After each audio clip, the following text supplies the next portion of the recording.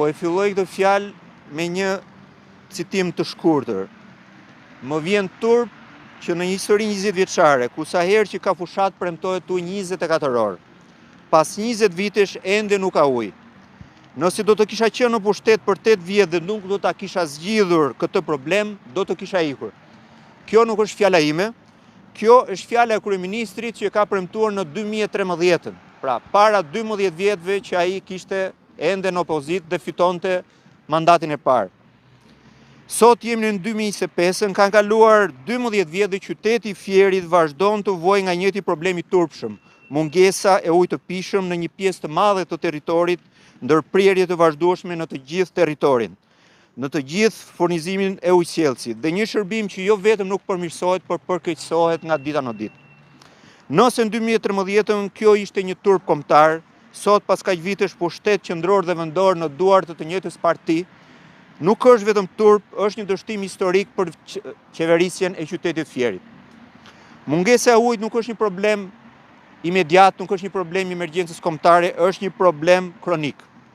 Nuk jemi këtu vetëm për përmbytjet e djeshme dhe të sotshme të Vjosës, ato janë një fatkeqësi natyrore e ditëve të fundit. Por as kjo nuk është justifikim, pasi të zgjedhurit të cilët paguhen për planifikim, parandalim dhe zgjidhje, duhet të kishin siguruar një qytet mos dilte jashtë funksionit. Por kjo nuk ndodh, sepse ata nuk punësojnë njerëzit e aftë. Punësojnë vetëm njerëz për bindje partijake dhe jo për aftësi profesionale.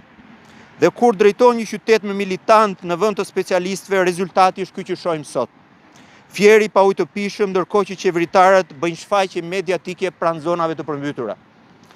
Problemi i ujit në Fier është i përhershëm, përtej çdo emergjencë natyrore. Ne jemi dëshmitar të ndërprerjeve të vazhdueshme që nga mëngjesi deri në darkë. Ujësjellësi i Fierit të ndërpret ujin pa paralajmërim, shpesh pas një shpjegim, kur njofton vetëm në Facebook dhe shpesh vetëm pasi ndërprerja të ketë ndodhur. Ky nuk është informim, ky është thjesht propagandë. Ku ta lexojnë këtë njoftim të moshuarit? Ku ta shohin ata që s'kan Facebook? Ku ta kuptojnë njerëzit që punojnë gjithë ditën? Institucionet duhet të përdorin teknologjinë dhe çdo mjet serioz komunikimi për të informuar qytetarët. Njoftimi nuk është dëshirë, është një detyrim ligjor. Institucionet që duhet të përdorin teknologjinë për çdo mjet serioz komunikimi për të informuar qytetarët. Ndërkohë, sipas raportit të ERU, Fieri ka 18 orë ujë në ditë mesatarisht, shumë larg standarde minimal të 24 orëve të premtuara. Pra nuk është një problem natyror, është menaxhim, përgjegjësi dhe mungesë pune të bërë. Por nuk mungon vetëm ujë, mungon dhe energjia elektrike.